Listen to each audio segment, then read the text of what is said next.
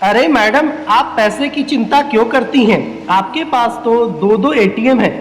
दुकानदार 15,000 से कम कीमत की साड़ी दिखा ही नहीं रहा था।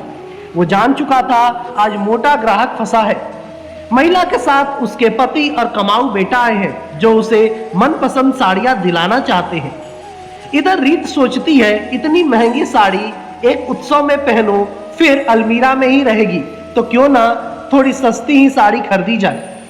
खैर, रीत ने पसंद न आने का बहाना बनाया और उस दिन साड़ी खरीदी ही नहीं। घर आने पर आंसू ने रीत पर खींचते हुए कहा, क्या मम्मी, अब तो आप अच्छी अच्छी महंगी साड़ियां पहना करें। अब तो आपका बेटा भी नौकरी करने लगा है।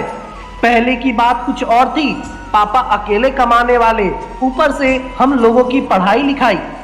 पुरानी बातें सोचते सोचते आंसू कब अतीत की स्मृतियों में खो गया उसे पता ही नहीं चला। सब आंटियों के साथ मम्मी भी शॉपिंग करने जाती थी। कोई साड़ी पसंद आने पर बार बार छूकर देखती तो थी, पर कीमत पूछने पर महंगी होने के कारण धीरे से अलग सरका देती। फिर बोलती पसंद नहीं आया और सस्ती साड़ी ले आती। फिर बोलती मुझे तो यही पसंद है। आंसू छोटा होने के कारण समझ नहीं पाता। वो सोचता शायद मम्मी की पसंद ही ऐसी है। घर आकर पापा को दिखाती, पापा बोलते भी दूसरी वाली क्यों नहीं ली, ये तो कोई खास नहीं है। मम्मी का जवाब होता मुझे ऐसी ही चाहिए थी। मम्मी का हमेशा समझौतात्मक उत्तर होता और उन्हें कभी इसकी शिकायत भी नहीं रहती। हाँ तो मम्मी, आप शाम को तैयार रहिएगा, आपके लिए वो फेमस वाली महंगी दुकान में साड़ी लेने चलेंगे और पिछली बार की तरह कोई बहाना मत बनाइएगा। इस बार जो पसंद आएगा बेहिचक खरीद लीजिएगा। ऐसा बोलकर आंसू दफ्तर चला गया। शाम को बाजार जाने की तैयारी थी। रीत दिन भर इसी उधेड़े बुन में लगी रही। ये बच्चे भी ना समझते क्यों नहीं है, फिजूल खर्ची आवश्यक है क्या? अब इस उम्र में इतनी महंगी साड़ी, अरे पैसे बचत करना सीखना चाहिए। तभी उसे एक युक्ति सूझी।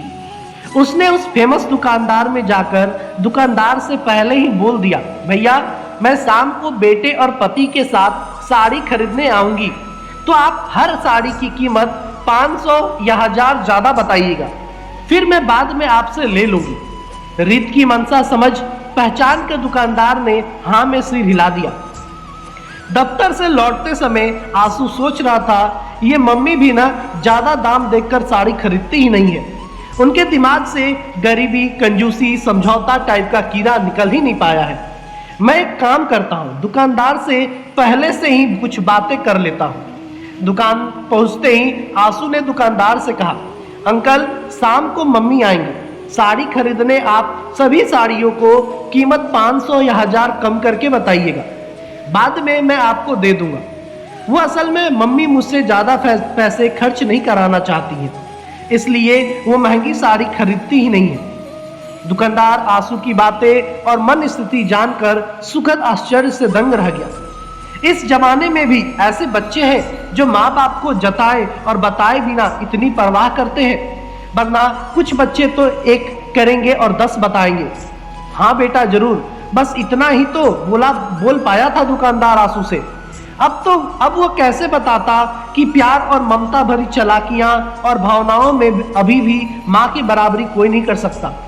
शाम को रीत पति व आंसू के साथ इम्तिनान से साड़ी खरीदने गई। चिंता मुक्त थी, पहले से जो दुकानदार के साथ सब कुछ सेट कर रखी थी, और इधर आंसू भी आश्वस्त था। एक से बढ़कर एक साड़ियां दिखाई, वो देखी गई। एक रानी कलर की साड़ी जो आंसू को बेहद पसंद थी, पर वो बहुत ज्यादा कीमती थी। आंसू ने अपनी पसंद बता दी थी। एक बार फिर रीत के दिमाग में नसें दौड़ने लगी। आखिर कितना, 500 या 1000 ही तो ज्यादा बताया होगा। नहीं नहीं, इतनी महंगी नहीं। फिर एक फिरोजी रंग की साड़ी, वो भी कुछ कम महंगी नहीं थी। फिर भी रीत ने उसे लेने के लिए हाँ कह दी। आंसू जैसे ही पैसे देने के लिए पर्स निकाला, दुकानदार ने मना करते हुए कहा, नहीं बेटा, ये साड़ी बहुत कीमती है, इसका मोल कोई नहीं चुका सकता। ऐसी प्यारी भावनाएं, एहसास से जड़ी ये साड़ी अनमोल है, इसका मोल रुपयों में नहीं हो सकता है। जब बच्चे पढ़ते लिखते हैं तो घर घर में ऐसी परिस्थितियां आती हैं, पर आज जो आप अपने माता पिता के लिए कर रहे हैं, ऐसे अवसर बहुत कम घरों में आते हैं। पर अंकल, ये पैसे तो रखिए, मैंने बहुत साड़ियों का धंधा किया है, पर पहली बार किसी ग्राहक से मुनाफा कमाने का मन नहीं हो रहा। ये साड़ी माँ बेटे के प्यार त्याग का साक्ष्य है। इसकी कीमत लगाकर वो लेकर इसका अपमान नहीं कर सकता। मेरी तरफ से माँ बेटे के प्यार परवाह के रिश्ते को ये उपहार, प्यारा उपहार है। इतना कहकर दुकानदार सोचने लगा, मैंने तो सिर्फ एक साड़ी ही दी है, पर आज इन्होंने तो मुझे जिंदगी में रिश्तों का यथार्थ महत्व वो निभाने की बहुत बड़ी कला सिखा दी है। आपको ये कहानी कैसी लगी कृपया कमेंट करें और चैनल पर नए हैं तो चैनल को सब्सक्राइब करके बेल आइकन को दबा दें। धन्यवाद दोस्तों।